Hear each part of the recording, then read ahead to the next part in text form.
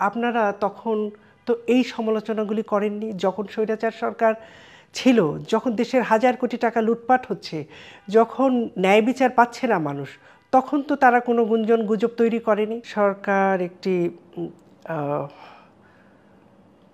ছাত্র শিক্ষার্থীদের যে রক্তপাতের মধ্য দিয়ে যে আন্দোলন ছিল তার পরবর্তীতে সরকার এসেছে, উপদেষ্টা সরকার বসেছে, তাদের অনেক কাজ, তো তারা অনেক কিছু করে ফেলেছে এমনও যেমন নয়। আবার আমরা দুদিক থেকেই বলতে চাই, আমরা সরকারকে তার ত্রুটিগুলো নিয়ে কথা বলতে চাই। প্রথমত সরকার মূল্যায়নের ক্ষেত্রে আমি দুটি জায়গায় ব্যর্থতার পরিচয় দিয়েছে। সেটি হলো আমাদের দেশের বেশিরভাগ মানুষ সাধারণ মানুষ, মধ্যবিত্ত গরিব মানুষ, তাদের জন্য যে বিষয়টি দরকার ছিল বাজার মূল্য নিয়ন্ত্রণ, সেটা একদম ব্যর্থ হয়েছে। আর আইন শৃঙ্খলা, নিরাপত্তা, মানুষের জনজীবনের যে নানা ধরনের বিশৃঙ্খলা, সেটা কোনো বলবার মতো জায়গাতেই আসেনি। তো এই দুটি বড় ব্যর্থতা আমাদের প্রতিদিন ভোগাচ্ছে। মূল্যায়নের জায়গাটিকে, হ্যাঁ নিশ্চয়ই তাদের কিছু ভালো কাজ চোখে পড়েছে, সেটা তারা 6টা কমিশন করেছে। যে সংস্কারগুলো দরকার, যে অবকাঠামো এবং ছাত্র শিক্ষার্থী জনতার যে দাবি, অন্যান্য রাজনৈতিক দলগুলো সহ অনেক দিন ধরে যে দাবিটা, যে আমাদের যে প্রাতিষ্ঠানিক যে বিষয়গুলো একদম ধ্বংসপ্রাপ্ত, তাকে যদি সাজিয়ে গুছিয়ে এবং নিয়মতন্ত্রের মধ্যে আনতে হয় তাহলে কিন্তু সময় লাগবে। তো তার জন্য যে সংস্কার কমিটিগুলি করেছে, কমিশন করেছে, তারা তাদের কার্যক্রম শুরু করেছে। আপাত দৃষ্টিতে কারো কাছে মনে হতে পারে যে এত গতি স্লোথ কেন, কিন্তু আমি এটা মনে করি না। আমি মনে করি যে কোনো কাজে যদি একটু সময় নিয়ে গুছিয়ে করা যায়, সেটা একটা ভালো রেজাল্ট দেয়, ভালো ফল দেয়। এইটুকু মূল্যায়ন।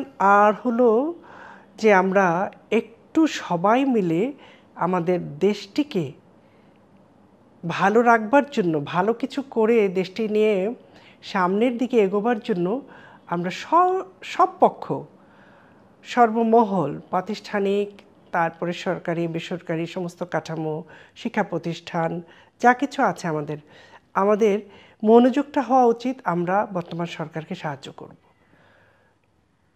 এবং আমাদের এই আলোচনার মধ্য দিয়ে আমি বলতে চাই যে উপদেষ্টা সরকারকে সাহায্য করার জন্য কিন্তু জনগণ আছেন, তাদের ভয় পাওয়ার কিছু নেই। সন্দেহ যারা করছেন তারা আসলে অস্থির, এবং আমি মনে করি সরকার অবশ্যই সফল হবে। শিক্ষার্থী জনগণকে সাথে নিয়ে দেশের মানুষ যখন স্বৈরাচারকে বিদায় করতে পেরেছে, এই সরকারও সফল হবে, আমি এটা মনে করি। গুঞ্জন তো গুঞ্জনই না, প্রথমত আমরা গুঞ্জন বা গুজব শব্দটাকে নিয়ে আমরা কিন্তু লম্বা সময় নিয়ে আলোচনা করাও ঠিক না। হ্যাঁ, হতেই পারে, যেহেতু এই মুহূর্তে আমাদের সরকারে তারা খুব কাছাকাছি অবস্থানে আছে, সমস্ত বিষয়ে তাদের একমত হবে এমনও নয়। আর এটাকে যারা পুঁজি করে, যারা এটাকে নিয়ে কথা বলে নানা ধরনের, আমি মনে করি তারা ষড়যন্ত্রকারী, সুবিধাবাদী গোষ্ঠী। তারা চায় যে আমাদের ইন্টারিম গভর্নমেন্ট, যেটা একটি ক্রান্তিকাল সময়ে এই দেশকে পরিচালনার দায়িত্ব নিয়েছে, তাদেরকে ডিস্টার্ব করে দেওয়া, তাদের কাজে বাধা সৃষ্টি করা। এতে করে এই গুঞ্জনগুলো ডালপালা যে ছড়ায়, তার পেছনেও আমি মনে করি যারা খুব উঠে পড়ে লেগেছে, তাদেরকে প্রশ্ন করতে ইচ্ছে হয় যে আপনারা তখন তো এই সমালোচনাগুলি করেননি যখন স্বৈরাচার সরকার ছিল, যখন দেশের হাজার কোটি টাকা লুটপাট হচ্ছে, যখন ন্যায় বিচার পাচ্ছে না মানুষ, তখন তো তারা কোনো গুঞ্জন গুজব তৈরি করেনি। এদেশে পুলিশ যা করেছে, পুলিশ প্রশাসন জনগণের সাথে যে সেবার বদলে যে যন্ত্রণা দিয়েছে, ন্যায় বিচারের বদলে যে মানুষকে প্রতিদিন অন্যায়ভাবে নির্যাতনের মুখোমুখি করেছে, তখন তো এই গুঞ্জন তৈরি করেনি।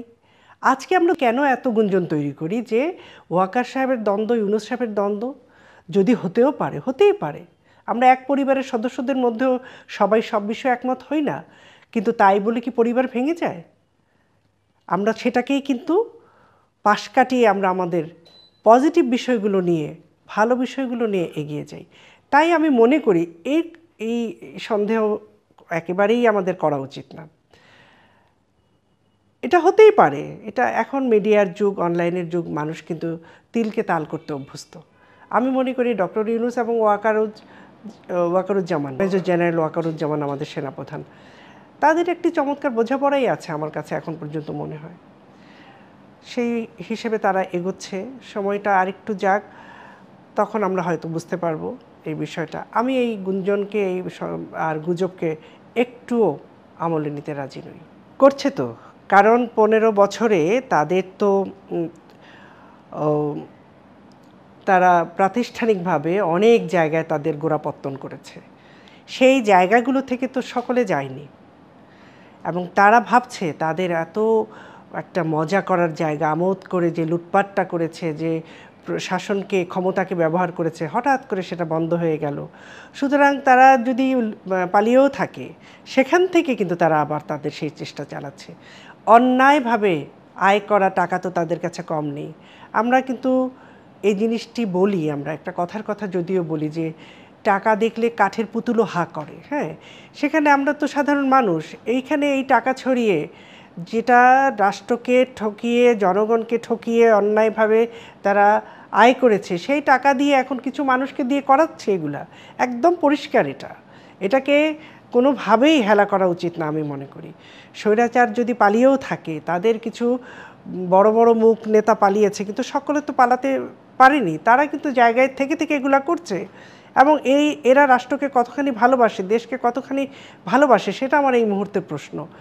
আমরা কি করতাম? আমরা নিয়ম অনুযায়ী তো, যদি পতিত সরকারে যারা ছিলেন তারা যদি নিয়মতান্ত্রিকভাবে দেশকে চালনা করতেন, যদি নির্দিষ্ট সময়ে জনগণের অংশগ্রহণে ভোট দিতেন, তাহলে কি এই পর্যায়ে হতো না। তা এই যে জায়গাটি যারা তৈরি করেছে, তারা মনে করছে যে তাদের বুঝি সবকুল গেল, তখন তারা এখন আপ্রাণ চেষ্টা করছে নিজেদের জায়গা থেকে একটা জানান দেওয়ার জন্য যে না, আমরা আছি। এবং কেউ কেউ যে বলে চট করে চলে আসব, এর মধ্য দিয়ে মানে ষড়যন্ত্রে এবং ওই যে ফ্যাসিস্ট সরকারের যে অলীক স্বপ্ন, সেটা তারা প্রকাশ করার জন্য বারবার চেষ্টা চালিয়ে যাচ্ছে। আমি মনে করি ব্যর্থ হবে তারা।